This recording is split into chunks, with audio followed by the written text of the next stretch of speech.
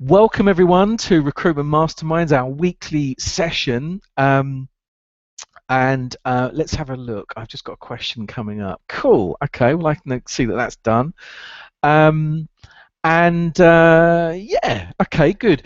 Um, Today's session is the first of this month. Okay, and it's a brand new series, a brand new subject that I want to open up for you guys this month, and it's around motivating your recruiters. Now, the reason why I've chosen this subject is I've been speaking with a few of you recently in your one-to-ones and just conversations that I've had with many of you, and the subject of motivating and retaining our existing recruiters. Some of you have got key players, people that are producing good revenues for you. Excuse me for a second.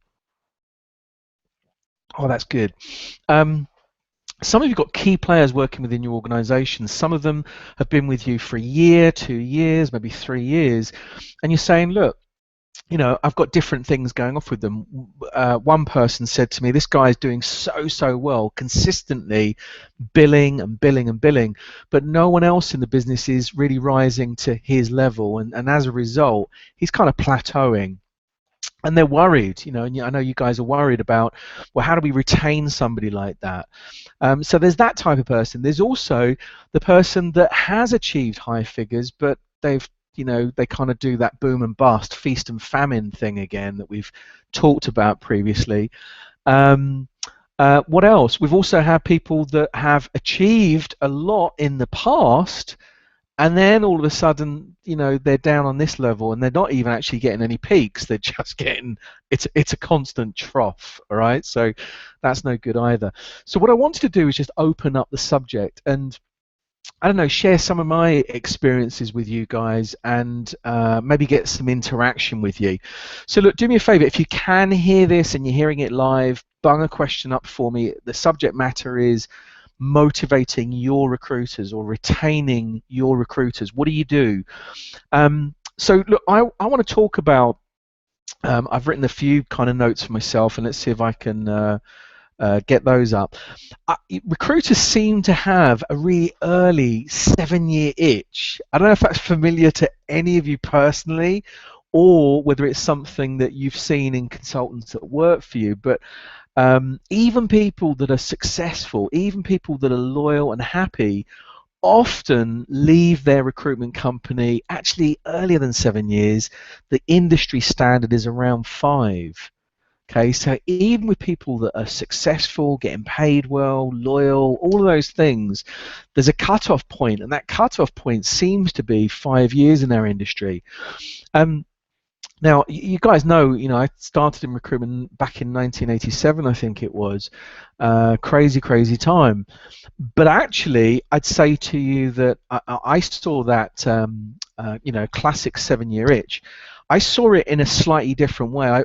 I started in recruitment in London, as you guys know, and I saw it wasn't a 7-year itch at all. It was probably more like, I don't know, in London positions, a 2 to 3 year itch, right? A 2 to 3 year itch. As I, grew within my career, and I took on different offices, etc., around the UK and around the world, I found that outside of London, and I would imagine sort of, capital cities in other nations as well, but outside of London, home counties, towards the north of the UK, definitely Manchester, Birmingham, Scotland, other European offices that I managed, but equally the worldwide offices that I managed, that figure of 2 to 3 years, i.e. recruiters joining a company and then leaving that company, that did extend, and it was more like 7 years. Back in the day, 1987, it was more like 7 years. But what I found recently is that 5-year average I talked about is definitely the average. Again, if you've got a London-based office, or if you've got an office, a recruitment office based in a capital city somewhere, you may find that 5-year seems like a really long time, because in your business it's less than that. Look, as a recruiter, 5 years seems to be the most common cut-off point industry-wide. The question is why? Okay, why? If we can find that out, then we can work out what we need to do as recruitment masterminds, as business owners, to counteract that or to minimize the chance that it's going to happen. And you know me, guys, I'm really, really positive, I'm really optimistic and everything else. And I refuse to just accept that, well, the industry standard is 5 years, we lose people, we just got to accept that. It's like, for me, that's BS. I think that we should be able to do something about it. So the way that I want to tackle it this month is first of all, asking you as a group to think about, why is it, if you think about you as a recruiter, why did you get bored doing the job? Okay, if you ever did, if you ever burned out, why were the reasons you burned out as a recruiter? Now, some of you I know as business owners, it's like, we get difficult days, we get challenging times. Some of you get a bit hacked off with, recruiting as the job. Some of you get more hacked off with being the owner. But that's all fine, and you're amongst friends, right? We can share that with each other.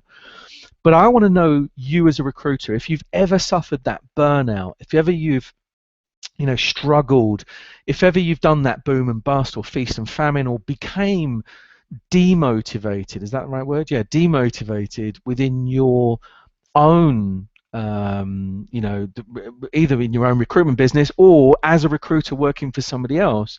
Why?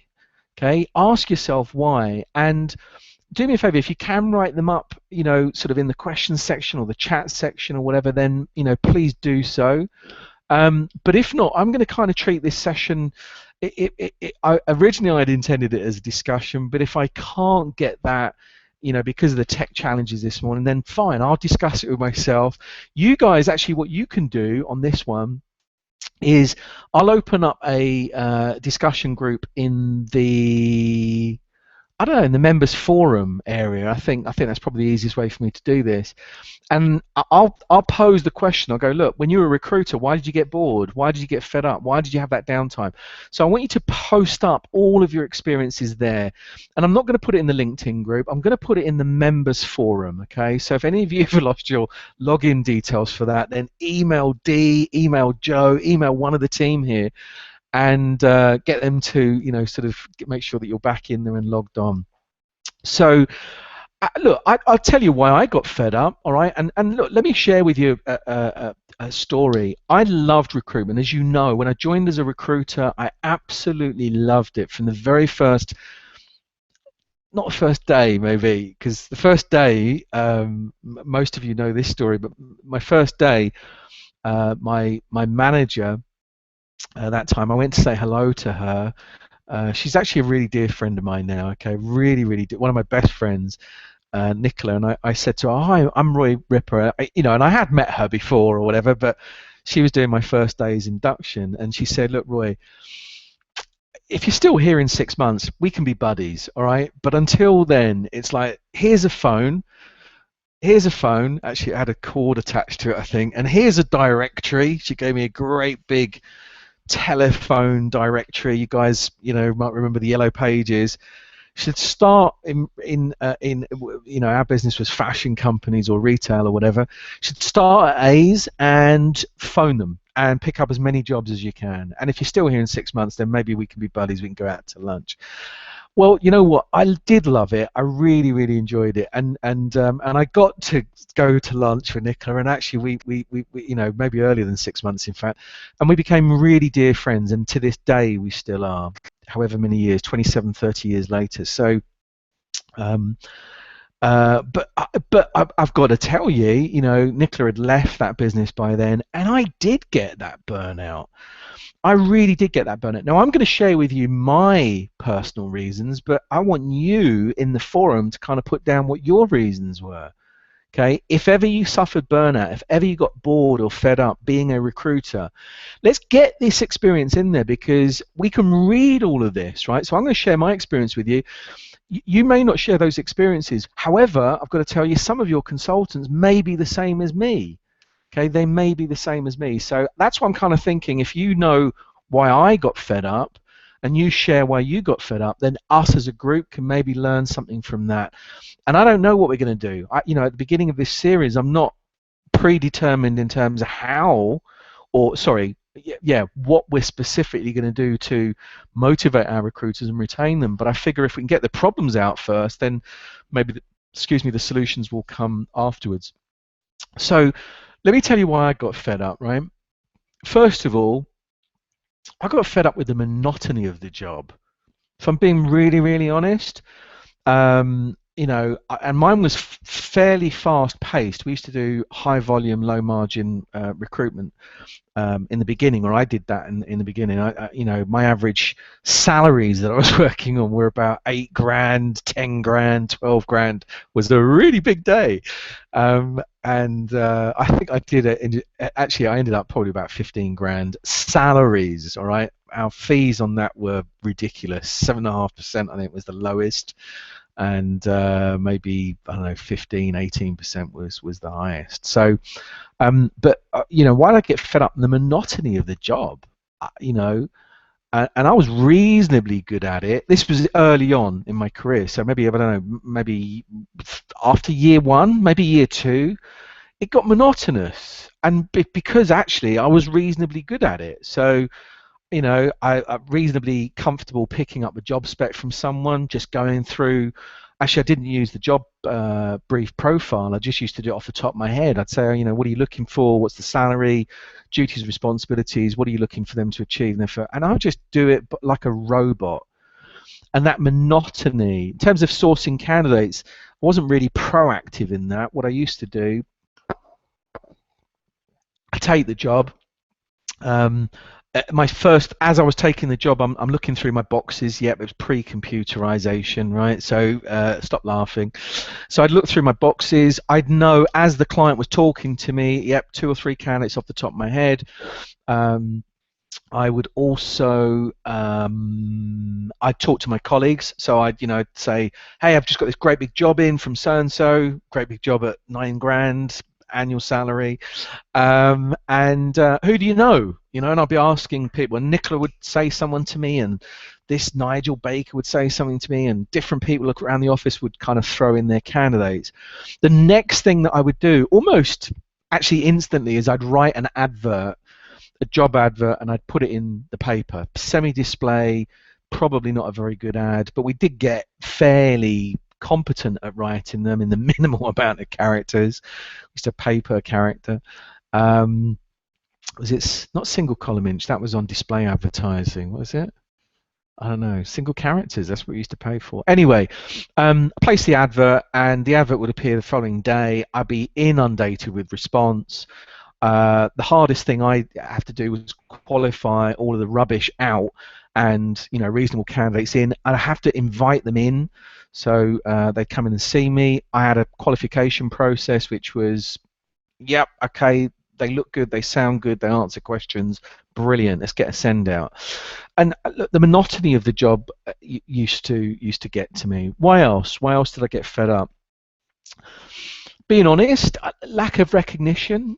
I used to get a bit fed up with, particularly in that case, actually my boss, and remain nameless because I think he still runs a recruitment business of sorts. But I got fed up with him as a consultant. Now, interestingly, I ended up being a manager there. I came back, and I'll tell you about that, and became the director there. So I was the ops director. So even though I was fed up with my boss, I still stayed, and actually I left, but I came back. So it couldn't have been all that bad. But what I did get fed up with was a lack of recognition, and sometimes a bit of lack of direction, I suppose, from my boss, not from my immediate line manager. Because when Nicola was my manager, it was great. I was really motivated. Actually, I think my problem started when Nicola wasn't my manager. I was a manager alongside her. And at that point, my direct report was the MD of the business, and I think that's when I probably got a lack of recognition.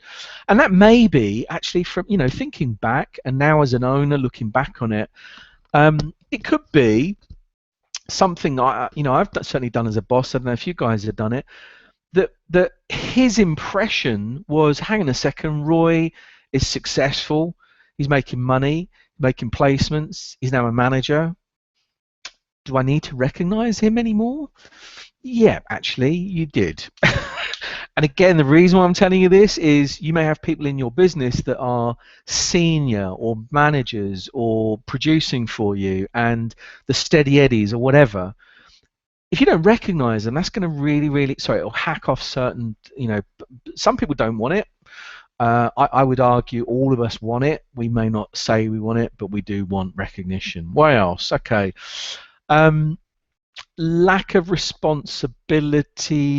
Yeah, actually, sometimes in the early days, um, I was a consultant. I got good at it. I actually knew some things, but I didn't really get much responsibility early on. I think that there wasn't, even though my boss said to me that there was a career path, junior consultant, senior consultant, team leader, manager, director. Those words were there. Actually, I couldn't really see that path very clearly, and I wasn't given responsibility. It seemed a bit woolly, if that's the right word, bit kind of flaky, that path. Why else? Um, Too much money, too much success. Yeah, I think I said at the beginning of this thing that I got good at it, and as a result of it, the monotony, it wasn't, oh my God, I've earned enough money now, because I was working really hard and not making masses of money, but making more money than I had perhaps in the earliest part of my career. And there was big money to be made, or reasonably big, or relatively big money to be made. And so, yeah, I was successful. The thing I probably more successful than more money, because I'd come from the industry, because I'd come from a retail background. I must tell you, one of the reasons why I was successful was, and very successful very early on in my career, was that I understood my candidates. I understood the mentality, the mindset of my candidates, and also my clients, because I'd recruited as a client within retail. So I'd taken on people, I'd recruited people, I understood what problems I had and why I had to get them filled quickly. As a candidate, I understood, why, actually how to measure a successful retailer. And it boiled down to, actually, if I think about it, three really specific things. How much turnover as a retailer had you managed? What was the square footage or meterage that you worked on? So what was your floor space, whether it was a small little unit in a busy station perhaps, or whether it was a huge retail floor, multiple floor department store, whatever. And then the third qualifier was headcount, or manpower, or whatever it was. How many full-time, part-time staff did you have? How many man hours or people hours, I think it'd be called now, did you manage? And it was those three things that actually, I've got to say to you, I revolutionized my niche, because no one in my agency was thinking in that way. No one in my competitors were thinking that way. And those are the three qualifiers for me on retail staff, not head office, not merchandising, not design staff, but for retail. And I got really good at it. So in terms of why I got bored or why I got disillusioned or whatever, it's too successful. I found it too easy, if I'm being really honest with you. Why else? No training. My boss, you know what, I don't even think there was an induction training. In fact, I know there wasn't, because evidence from that first day, Nicholas saying, here's the phone, here's your directory, start calling aardvark, retail, whatever, and when you get to Z's, let me know, because then I'm going to start you back on the A's again. So there was no induction training, and so no training, and I wasn't allowed to train. That was another thing. I had some really good people working alongside me, probably more by luck or chance than any orchestrated thing on my part. again, I'm being really honest with you. I've got better at it, and of course, I got better at my selection. But in that early part, I got fed up because I wasn't trained, and actually, I wasn't encouraged to train. I wasn't given the tools to train other people, and it's one of the reasons why people get fed up. Final reasons. I certainly didn't feel special in that first business. I did, but not all the time. And I think when you're a big hitter, when you're a good consultant, when you're a consistent biller, you want to feel special, right? It's why people leave. They don't feel special. Boom, I'm out of here. I'm going to go to someone that maybe talks and tells me something. And again, actually, I won't go on to that one. No team spirit. Well, you know something? I actually think in that first business, Nicola and I did create team spirit. We used to compete against each other. There was one other manager as well. So the three of us used to try and foster team spirit within our own team and then compete against the other teams. So I think my team was retail. I think Nicola's team was head office. And then I think we had a colleague that was doing design, and all three of us made placements in everybody else's regions and area, and sorry, in niche, but our specialist areas, our specialist teams were those. Final thing, and I'd say to you, and again, this is a big reason why not necessarily I walked away, but why I see a lot of your recruiters, your big hitters walking away, and it's because there's no penalty for walking away. Now, I know that sounds a bit weird. It's like, what, you're going to fine people? It's like, no, you're not going to fine people. But actually, let me give you the example. I remember I kicked off this morning by saying to you, in London, I found that it was that 7-year itch that around our industry now is 5-year itch. In London, it was less than 2 years, in some instances a year. And let me tell you why I know the reason for that. The penalty for walking away was 0. In London at one point, in retail and in recruitment, and in fact in most fields that I kind of looked at, jobs were 2 a penny. It's like if you got fed up, literally you could walk out of your office and you could find another job that day. All right, it was that easy. And I know that sounds quite bizarre to people that are your Y generation, whatever it is, that have only actually ever known a work environment, a work community that is high unemployment. Back in that day, in the 80s, 1980s, we had, it's certainly in London, and that's the thing, it was kind of like a bit of a bubble in itself. There was a situation that literally, candidates, and I think the recruitment worked because, candidates, there was a flow of candidates. If your boss spoke to you wrong, you could go, screw you, I'm out. And they'd walk out. And they'd walk into an agency like mine, and we could get them placed that afternoon. It's like if they were good enough. And clients there were less discerning. They weren't saying, oh, this person's got a choppy job history or anything. They'd go like, that's London. Yep, they've got 6 months down at Beecham Place, or 6 months at Harrods, or 6 months in Oxford Street. Brilliant, we'll take them. It was that kind of, they were less fickle. And I think the first time I really noticed that was when I went and had an office in Birmingham and Manchester. I had consultants in London, Birmingham and Manchester. And my London consultants were a little bit like that, not 6-month job hoppers, but they were a little bit, well, if I don't like something, I know there's plenty other recruitment businesses that will take me. The Birmingham guys were less like that, and the Manchester guys were amongst the most loyal people that I've ever had working for me. So what that taught me was that, maybe in Manchester, and for your own countries and regions, you'll know what I'm talking about here, in some of those outer-lying areas where maybe they've experienced higher unemployment, etc., they were just a bit more conscious of it. They may have seen their parents, they may have seen their families, they may have seen brothers, sisters, cousins, etc., that were unemployed, and they were thinking, hang on a second, I've got a job, I'm getting paid, I'm going to be loyal, and I want my job. I want to keep my job. I don't want to just be flitting there and here and there and everywhere. So that penalty, no penalty for walking away, I think in the northern regions, and now since I've worked internationally, I've seen this a lot more. People, the penalty for walking away was, oh, I might have no job, or the penalty for walking away, I've seen by a lot of other recruitment companies more successful now, are penalties in terms of what the consultant will lose potentially if they were to walk away. Maybe it's money, maybe it's a career path, maybe it's different things, maybe it's a title, whatever it is, but there is definitely a penalty for people walking away. And I've got to tell you, in my instance, there was no penalty. Even when I got to manager, even when I actually got to director within that business, there was no penalty for me walking away.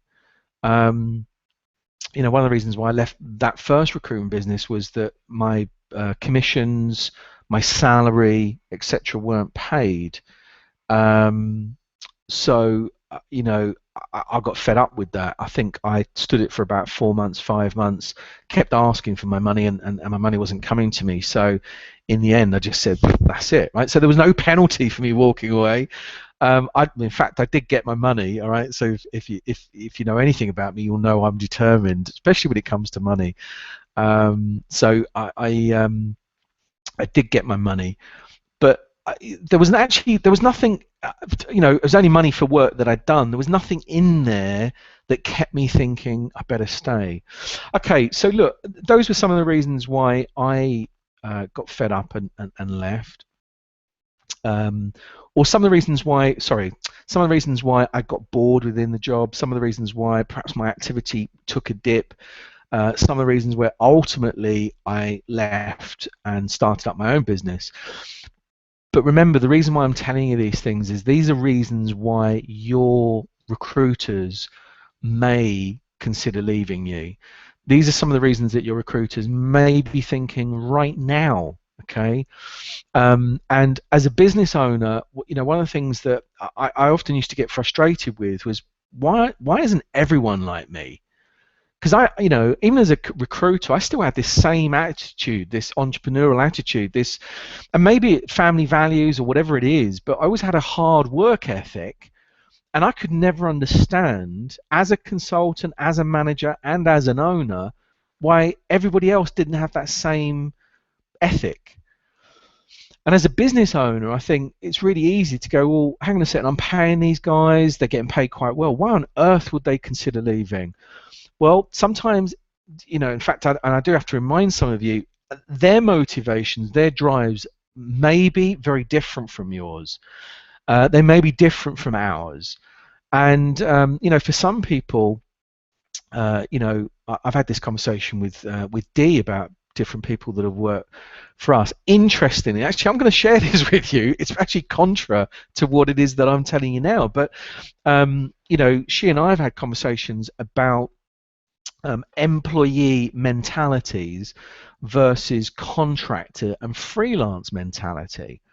Now, this is our experience, all right? And I'm not saying that this is going to be the same experience for you, but we've had people, throughout, not just Ripper Recruiter training, but Juice, etc., and previous companies, where we've employed people who've been on a wage, PAYE, wage plus commission plus bonuses, whatever, and with very few exceptions, I've got to say to you, hands down, that the freelancers and contractors that we've engaged with have actually worked harder than most of the employees that we've had around us for all the different companies. And part of that was something that Dee and I discussed, which was the attitude is just completely different. The attitude of an employee, PAYE, is very much, I'll turn up, but I'll turn up and I'm entitled to be paid at the end of the week, at the end of the month, whatever. It's my entitlement. And I've seen this time and time again in a lot of people that I work. It's like, it's the job, I get paid, if there's any problems at all, pay. I have a problem with that. And they're not the most driven, not the most motivated, but as an employer, I've kind of understood, okay, well, not everyone's got that same entrepreneurial drive, not everyone wants to be a business owner, not everyone is ambitious or whatever. So as long as I can manage that that motivation. That's really good. The converse, or the contra to that, is freelancers and contractors. And again, they're not all brilliant, but I've seen a good majority of them that are conscientious because they run their own business in essence. When they take on any work with you, it's like you're a client of theirs.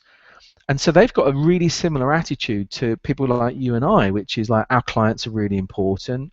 We work really hard. We go the extra mile. We care about the work that we do for them. We care about them. We care about their company.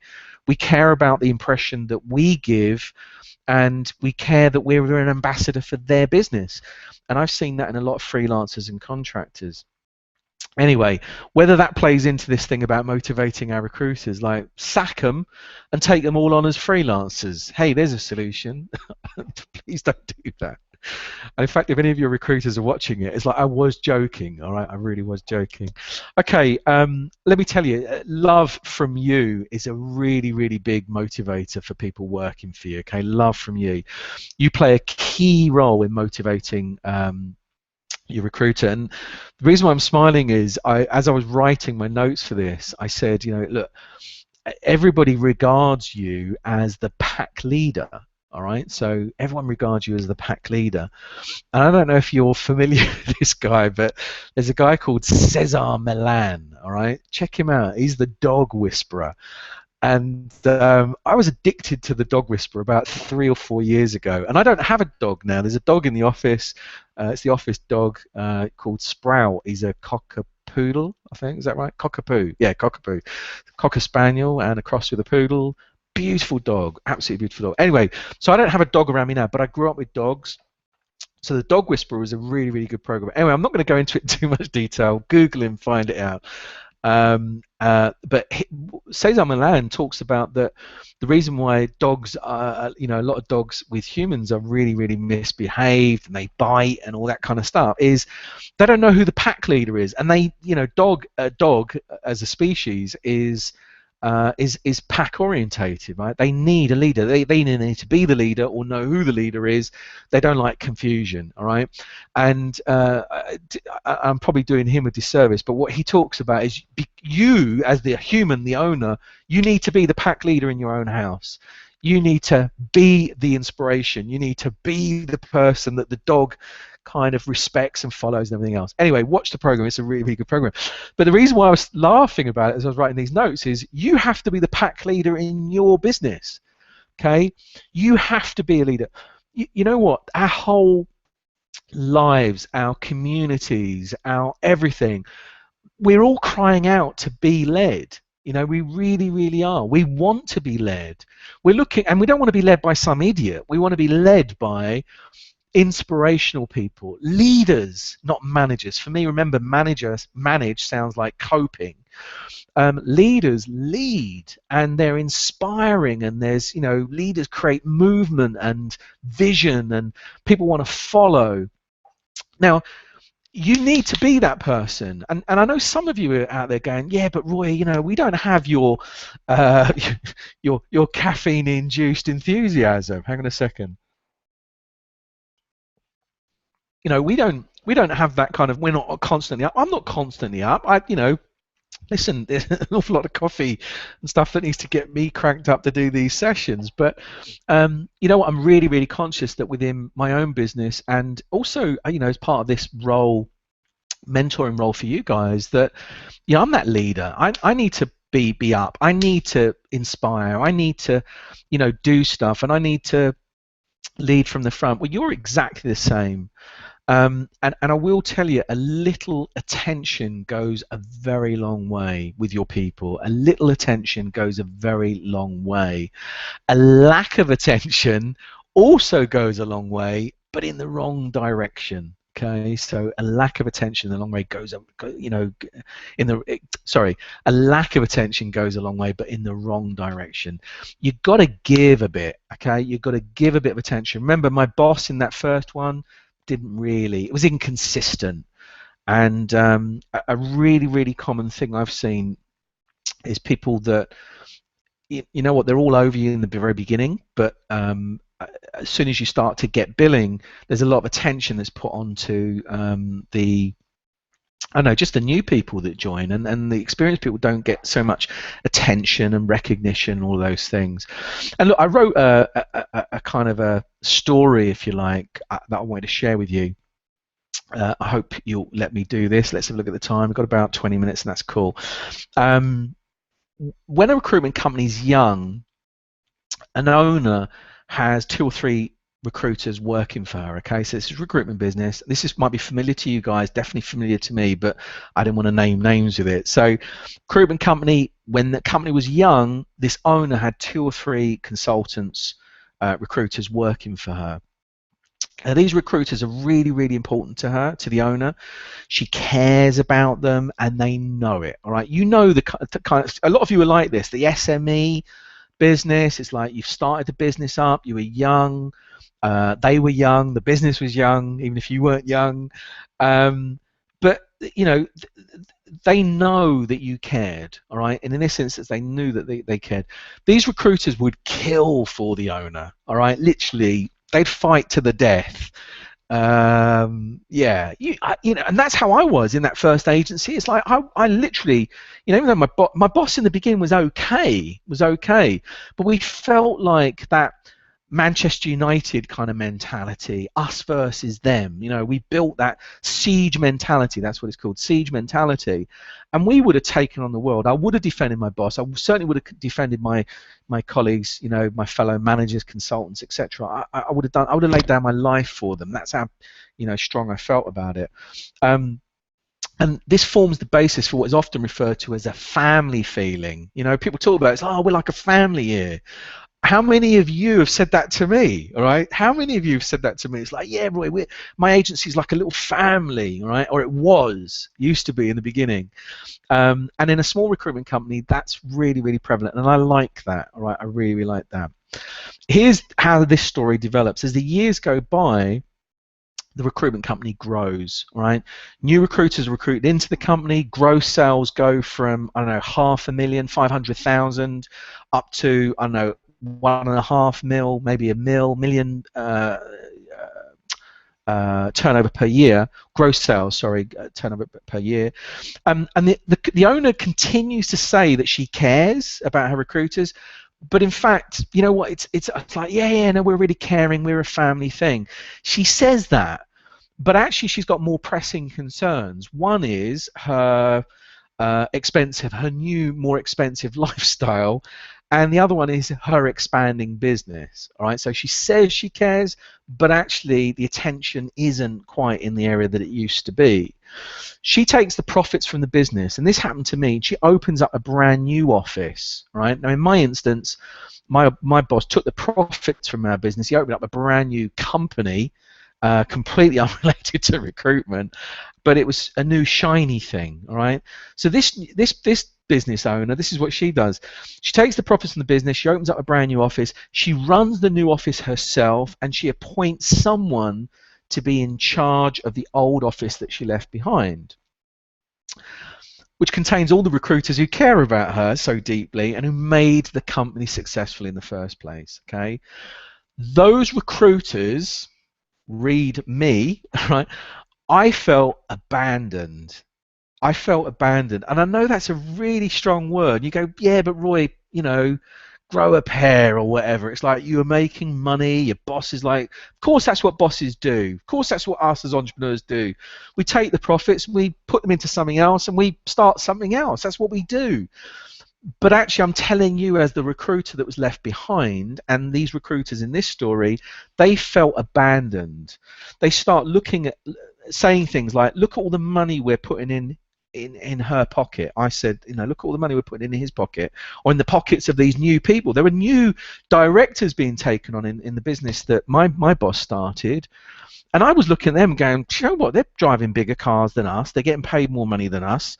This company's been starting on the profits of stuff that me and you do, Nicola, and the other, you know, Val, I think it was.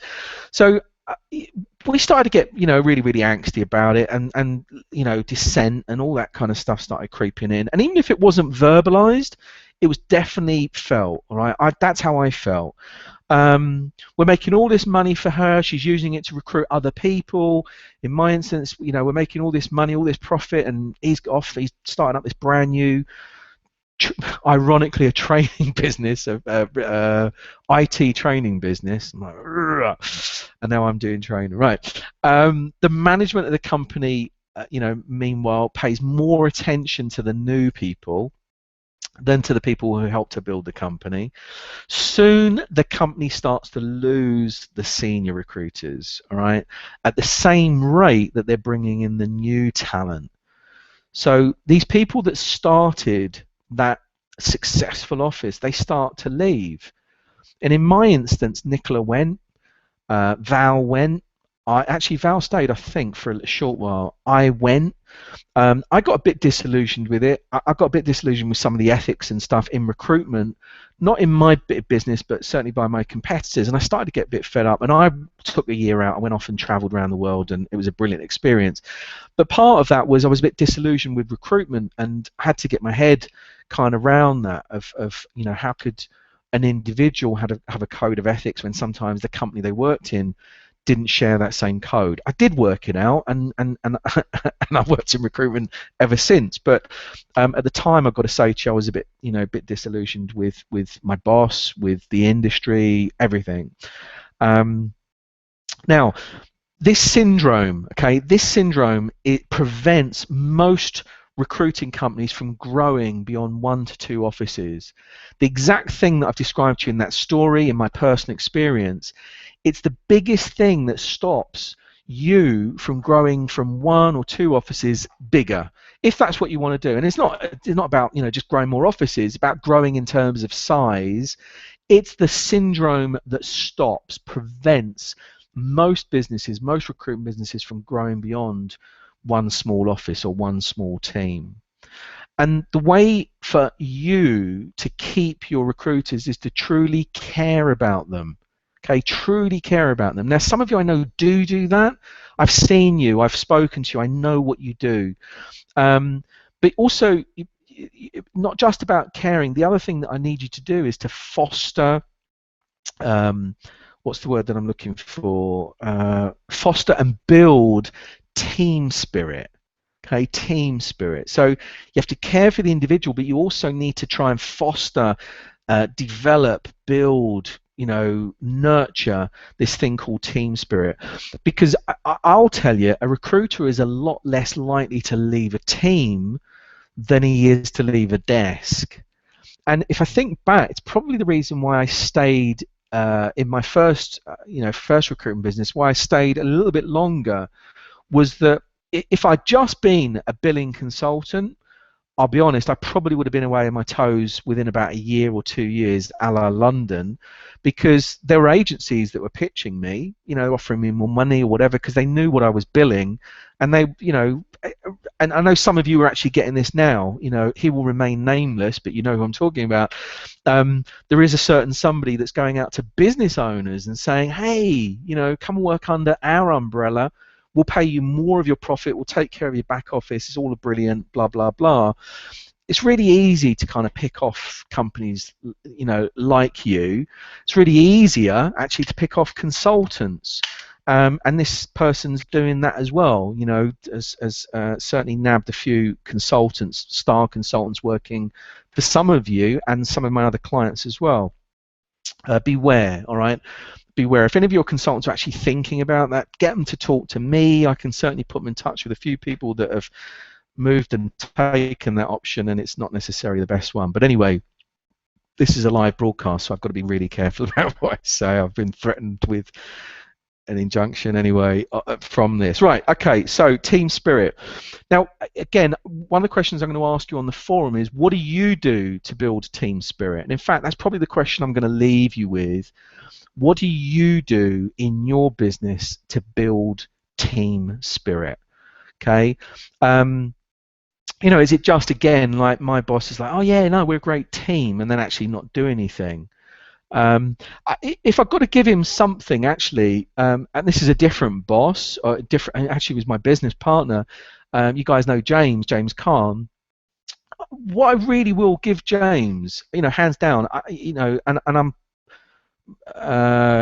critical of him on certain things, but one of the things that I really will credit him with was that as a business partner, and seeing him in partnership with a lot of other businesses, starting and merging and all that kind of stuff, James was generous in terms of fostering team spirit. So definitely, he'd stick money behind a bar. Definitely every summer he'd run like um, a regular event at his house, and it was a summer barbecue, I think it was, and a football match and all that kind of stuff. It was a brilliant thing, and it's like, and spouses and families, so it was all kids and husbands and wives and girlfriends and boyfriends and everything else. Once a year we'd all get together, and it was just good. It was really good. I think in certain instances probably a little bit counterproductive for James, because some of his partners weren't earning as much money as he was, and all of a sudden I get to see this palatial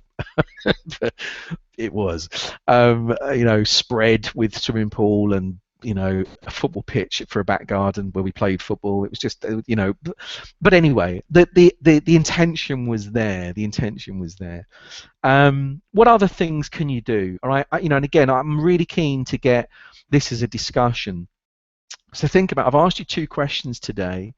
First one is, if you've ever become bored, disillusioned, dips in activity or whatever, or got fed up enough to leave your previous roles as recruiters, why?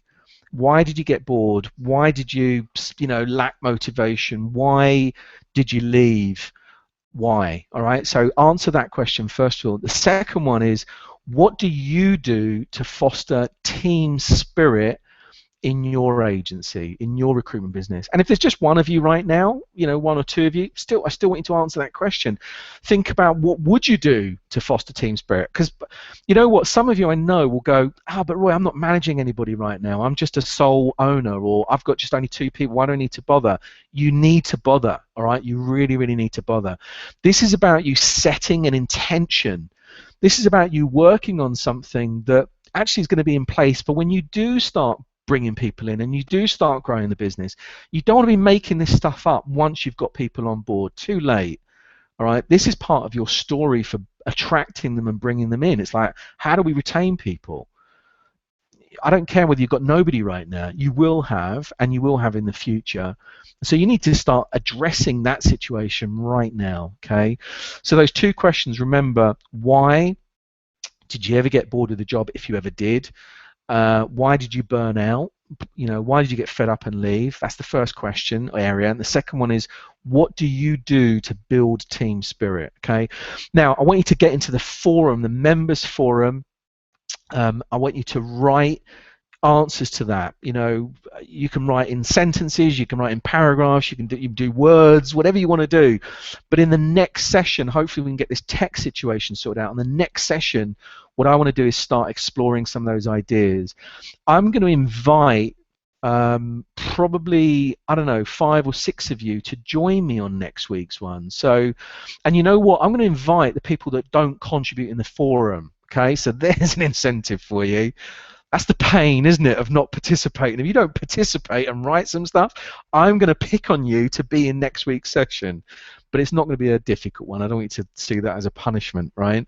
I'm going to have you join me as a guest presenter and share your answers to these questions, but also look at the next subject area. And what do I want to cover with you on that next subject area? Let me just have a look.